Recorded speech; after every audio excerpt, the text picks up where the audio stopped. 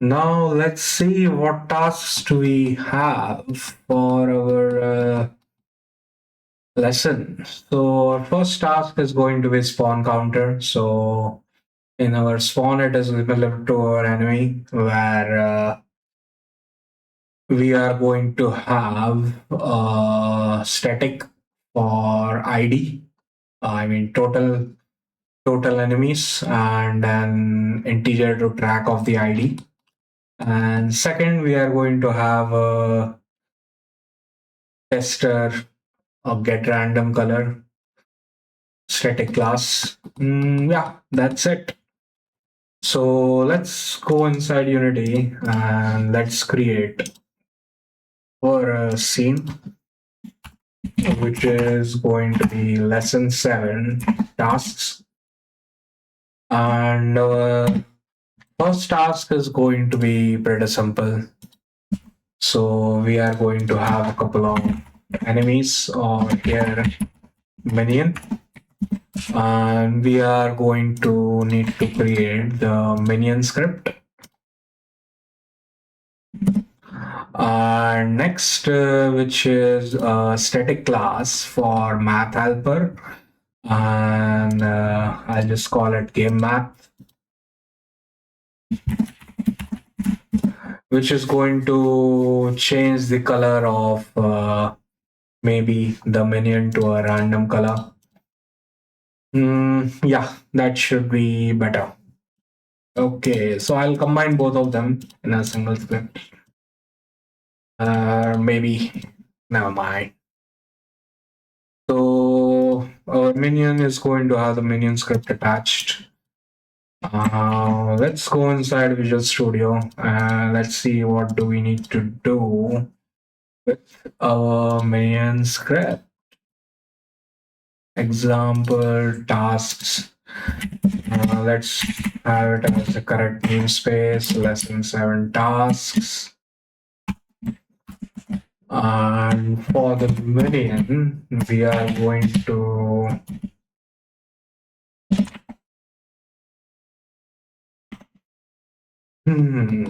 have a public static end of total minions, which is going to be 0, and public integer for the minion ID. And inside our start, we are going to update the total minions, and our minion ID is going to be total minions.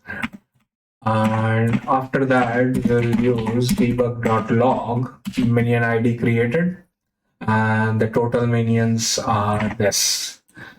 So that's it for the minion. And inside our game math, it is going to be a static class. So as it is static class, we cannot inherit from the mono behavior, and we are going to need it to attach to our tasks.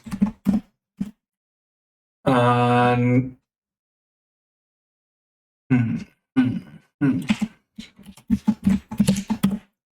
inside our static class, it is going to have public static color, and it is going to return a get random color.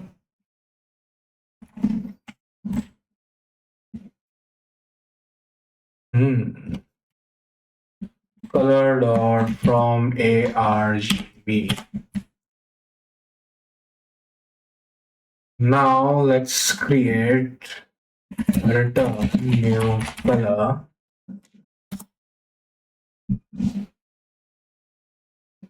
The type or namespace, we are going to need to use the Unity engine, so it has a color class.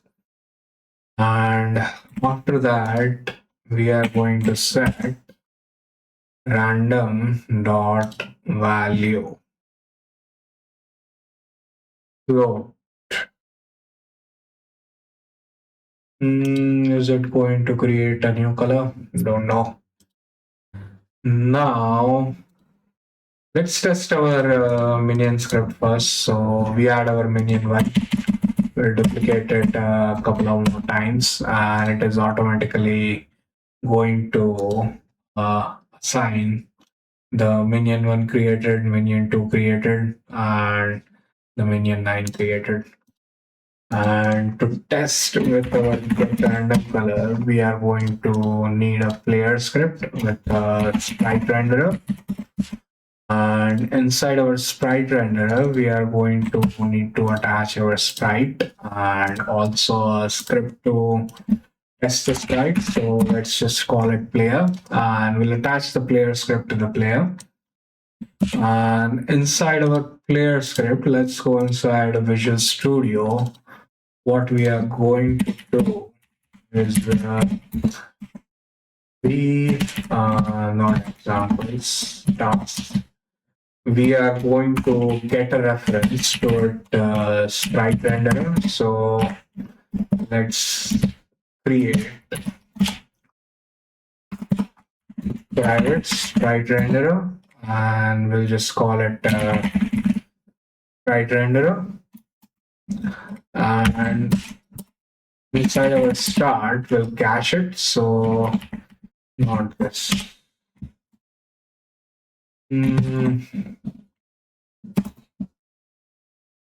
What do I call it?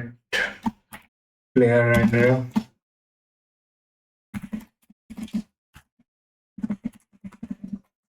And inside our start, our player renderer is going to be get random color.